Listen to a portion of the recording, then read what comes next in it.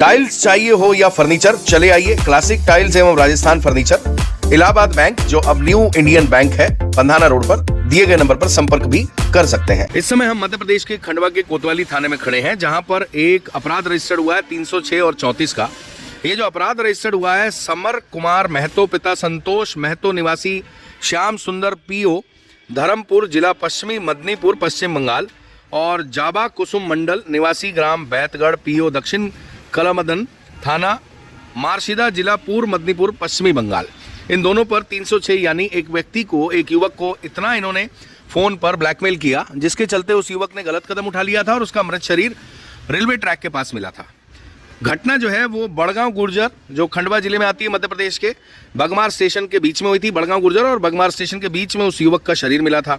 और ये जो घटना थी वो 17/7/2022 के 8:45 से 8:50 बजे के बीच में थी, यानी रात को उस बच्चे ने वो काम कर लिया था और सुबह लोगों को पता लगा था। इस मामले में 3 फरवरी 2024 को 7:29 पे इस कोतवाली थाने में अपराध रजिस्टर्ड हुआ है।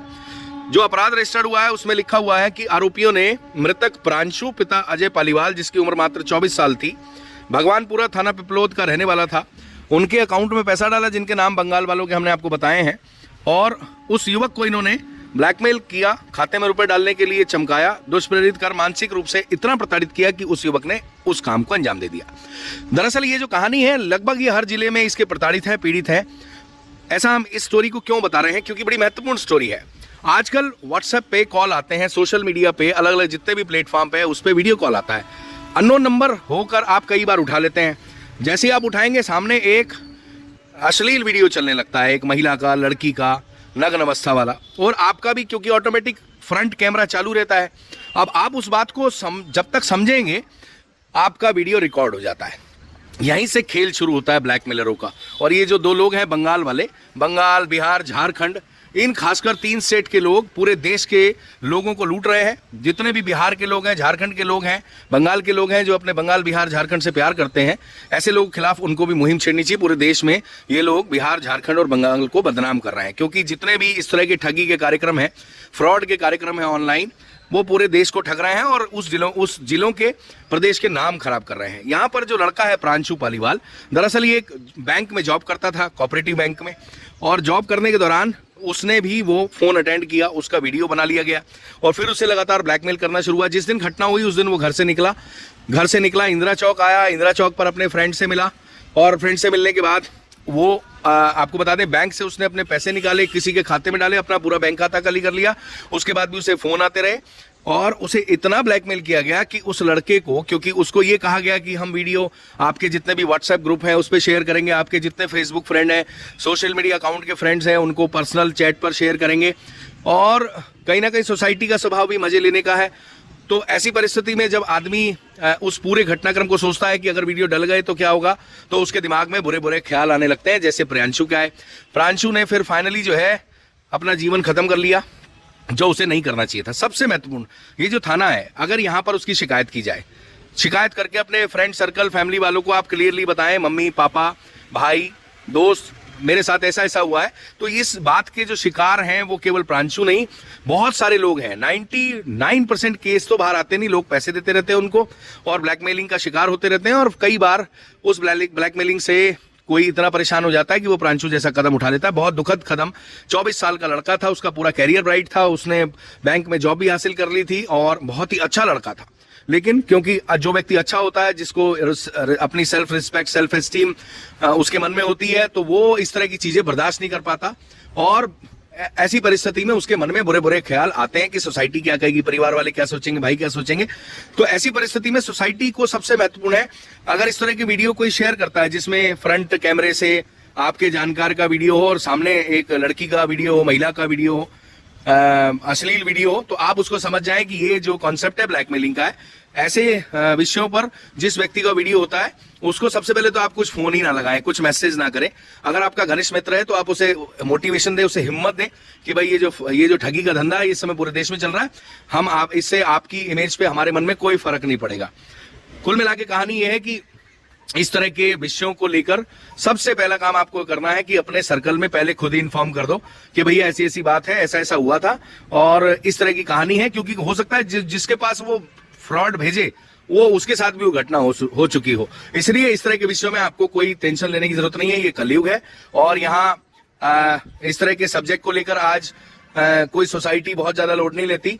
आप भी लोड ना लीजिएगा। अगर ऐसा कुछ हुआ है तो सबसे पहले अपने सर्कल में बताइएगा, उस नंबर को ब्लॉक कीजिएगा, अननोन नंबर को उठाना बंद कीजिएगा और उसको फूटी कौड़ी मत डालिएगा, बल्कि उस नंबर से जिस नंबर से फोन आता है एटलीस्ट साइबर क्राइम में पुलिस को शिकायत करने के बाद अपने पूरे सर्कल में आप उस शिकायत पत्र को भेज दें कि भैया मेरे साथ ऐसी ऐसी घटना हुई है और मैंने उसकी शिकायत कर दी। और जितने आपके कॉन्टेक्ट्स हैं उन सबको पर्सनल पे वो भेज दे, ताकि जब वो फ्रॉड ब्लैकमेलर उनके नंबर पे वो वीडियो भेजेगा तो उनकी नॉलेज में रहेगा कि भैया अच्छा ये तो फ्रॉड है, इसलिए उसकी बात का ध्यान नहीं देना। और आजकल एआई से, आर्टिफिशियल इंटेलिजेंस से बहुत सारे ऐसे वीडियो बनने लगे हैं जिसमें चेहरा किसी का, शरीर किसी का। तो आज की डेट में वीडियो एडिटिंग भी बहुत खतरनाक हो गई है आर्टिफिशियल इंटेलिजेंस के कारण।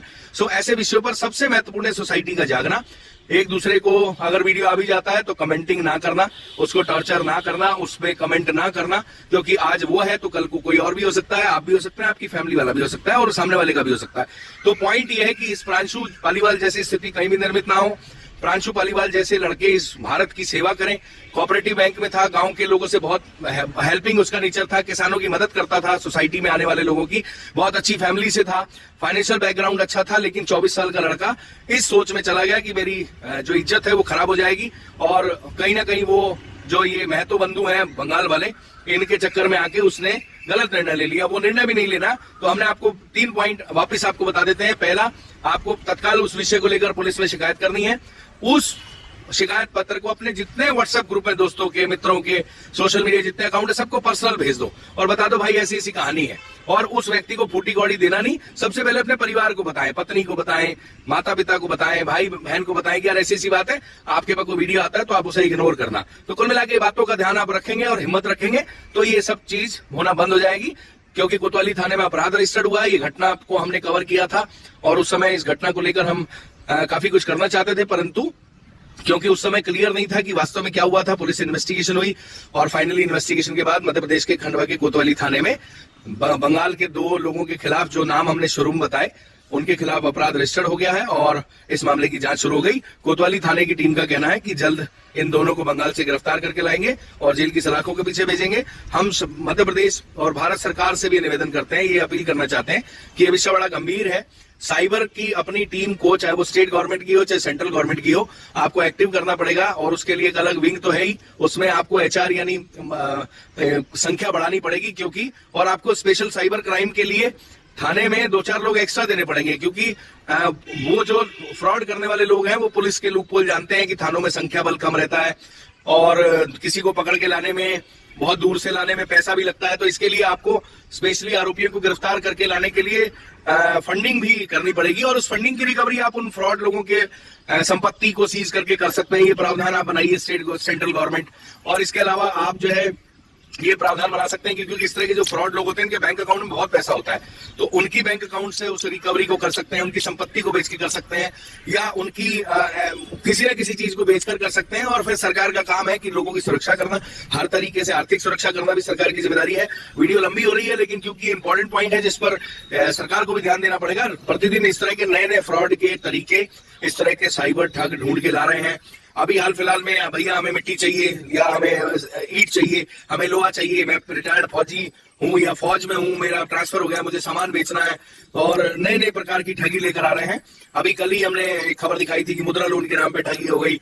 कुल मिला के ठग जो है बहुत एक्टिव हो गए हैं और सरकार को ये चाहिए कि वो स्पेशल साइबर क्राइम के लिए विंग तो बनाई हुई है, उसमें मैन पावर भी दे, थाने का बल उससे अलग हो और वेल ट्रेन्ड हो। इसके अलावा उनको आप साधन उपलब्ध कराइए क्योंकि किसी को गिरफ्तार करने अगर खंडवा से बंगाल पुलिस जाएगी तो उसकी जेब के पैसे खर्च होंगे। इसलिए भी सच्चाई है, प्रैक्टिकल बात यह है कि पुलिस अपनी जेब के पैसे क्यों खर्च करेगी। अगर किसी की 10,000 की ठगी हुई है, पुलिस को उन आरोपियों को गिरफ्तार करके लाने में 1 लाख रुपए लग जाएगा, 5-7 लोगों की टीम जाएगी, होटल में रहेगी, ट्रेन में रिजर्वेशन कराएगी, जमाने भर के खर्चे होंगे। इसलिए भी प्रैक्टिकल बात यह कि इंटरेस्ट कम रहता है। इसके लिए अलग विंग की जरूरत है, फंड अलॉट किए जाने की जरूरत है, स्पेशलाइज ट्रेनिंग लिए लोगों की जरूरत है और कठोर कानून बनाए जाने की जरूरत है। क्योंकि 420 करके आदमी 2 दिन में जमानत लेके बाहर आ जाता है, खरबों रुपए उसने कमा लिए, करोड़ों रुपए कमा लिए और उसमें 10-20 लाख रुपए खर्च करके वो बाहर आ जाता है। ये भी सच्चाई है। तो आपको कठोर कानून भी बनाने होंगे अब ये वीडियो जो है आपकी जिम्मेदारी है शेयर करना, ताकि प्रांशु पालीवाल जैसे लोगों की संख्या 0 हो जाए, इस तरह के ठग जेल में चले जाएं और भारत सरकार तक ये बात पहुंच जाए, देश के प्रधानमंत्री और जितने भी जिम्मेदार अधिकारी हैं उन तक ये बात पहुंच जाए। इसके लिए आपका सपोर्ट बहुत जरूरी है। अगर आपने वीडियो को पूरा सुना है तो प्लीज हमारा निवेदन है आप इस वीडियो को जागरूकता के लिहाज से शेयर जरूर कीजिएगा। अच्छी लोकेशन पे प्लॉट चाहिए, फाइनेंस कराकर मकान बनाना है, सारी सुविधाएं उपलब्ध हैं। बिल्डिंग हो, ब्रिज हो, रोड हो, डैम हो, गरीब का घर हो, अमीर का आशियाना हो, ये सब बनाते हैं। दिए गए नंबर पर संपर्क करें अथवा बड़ा बम्पर ऑफिस में जाकर विजिट भी कर सकते हैं।